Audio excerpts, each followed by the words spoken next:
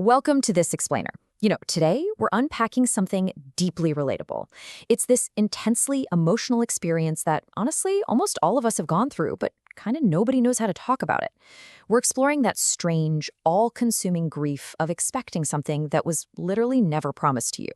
We're talking about waiting for closure that just never comes. It's a quiet, heavy burden. But as we look at the research together today, we're going to uncover exactly why our brains hold on to it so tightly and, way more importantly, how to finally let it go. Let's just go ahead and address the invisible elephant in the room right off the bat. Are you still waiting for an apology that isn't coming? You totally know the feeling. It's that stubborn, almost embarrassingly loyal hope for a text message.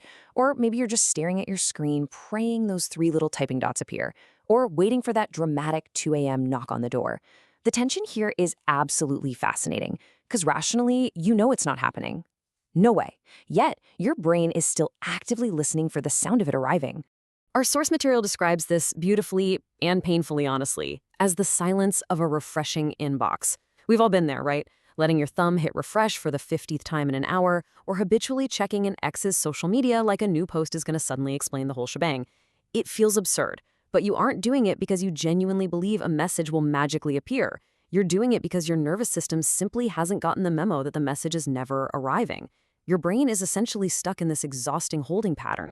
Well, psychologists actually have a specific name for this agonizing feeling. It's called ambiguous loss. It was coined by a researcher named Pauline Boss, and it describes relationships that end without any real resolution. So we aren't just talking about a clear-cut breakup here. We're talking about estrangements, sudden disappearances, or that absolutely brutal slow fade where someone didn't quite leave, but they definitely didn't stay either. Having this clinical diagnosis is so incredibly validating, you guys, because it explains exactly why this specific kind of pain feels so uniquely agonizing. When we compare this to other types of pain, why it's so hard to process becomes pretty crystal clear. Traditional grief, as intensely painful as it is, gives you a clear before and a clear after. There's a definitive endpoint that your brain can recognize, which lets you start to process things. But ambiguous loss? It leaves you totally trapped in a perpetual suspended now. There is no after because there was never a final event to mark the transition. It's such a weird wound because you're actively bleeding, but there's no clear endpoint to trigger the scarring process.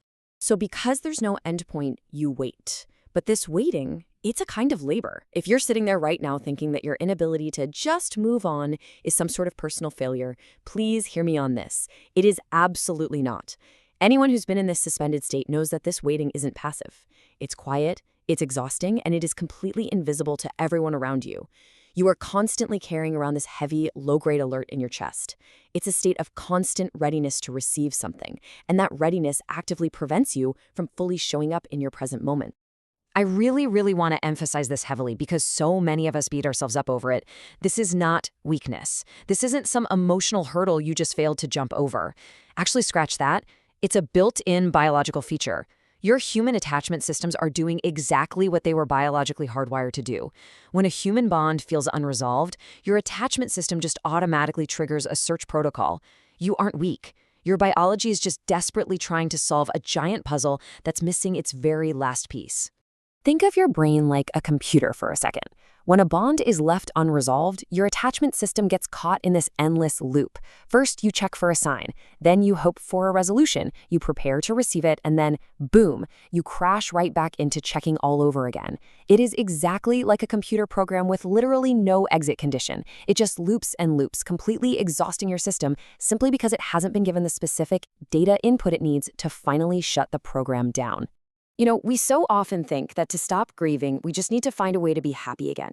But that is not how human psychology works in these scenarios at all. The opposite of grief is not happiness. It is resolution. Let that sink in for a second because it's huge. The opposite of this specific kind of grief is resolution. And resolution inherently requires that the story actually has an ending. The real cruelty of the unsent letter, the cruelty of someone just vanishing mid-sentence and leaving a wound with no scar, is that they didn't close the chapter. They just stopped writing. And so you are left holding a half-finished book. Your brain is desperately rereading the exact same last page over and over again, trying to somehow divine an ending or some hidden meaning from what was already written. But you can't read an ending that was never printed.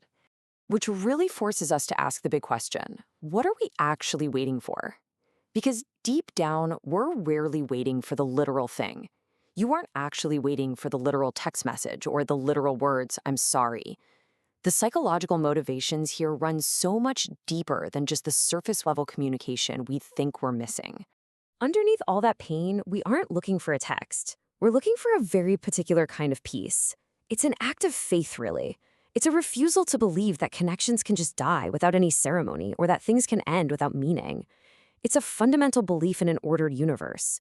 And it's this beautiful, deeply human insistence that broken things can be named and eventually healed. So no, this isn't delusion. You're just looking for the universe to make sense. But here's the critical flaw in our coping mechanism, and the exact reason we stay stuck. We are outsourcing our resolution. We've somehow decided that this particular kind of peace is something we just cannot make for ourselves. We've taken our own psychological resolution and outsourced it to the exact person who left without explanation, someone who clearly has no interest or maybe absolutely no emotional capacity to provide that peace for us. We essentially handed the pen to someone who already walked away from the desk. So, how do we take the pen back? Well, grief therapy offers a highly effective method known as the Unsent Letter technique. The process is super simple but incredibly powerful. You write down, with absolute brutal honesty, everything you would say to the person who left you without an explanation. But here's the key, the absolute most important part. You do not write this to perform, and you certainly never, ever write this to actually send it. You write it to give your own nervous system the experience of completion that it was unfairly denied. Now, before you write your letter, you have to accept the hardest, cleanest truth of this entire explainer. The letter will not arrive. It's just not going to. No amount of waiting, no amount of hoping, no amount of looping through your attachment system is going to change this fact. The apology, the explanation, that knock on the door, it is not coming. And honestly, accepting this is the exact exit condition your internal computer program needs to finally stop that exhausting loop. So now that you know the letter isn't arriving in the mail, it's time to pick up the pen yourself. Look, I'm not going to sit here and tell you that this instantly fixes everything. It doesn't. But a massive psychological shift happens when you stop waiting for someone else to give your story an ending. The letter you actually need, the one that says, I see what happened, I acknowledge what it cost me, and I am fully allowed to move through this, that letter is already written. You've literally always carried it. Which leaves us with one final thought to close out our explainer today. Will you give yourself permission to open the letter you already carry? You are allowed to acknowledge the cost. You are allowed to seek your own resolution. You do not need their words to finalize your healing. The story is yours to finish. Thank you so much for joining me today, and I really hope this empowers you to finally write your own ending.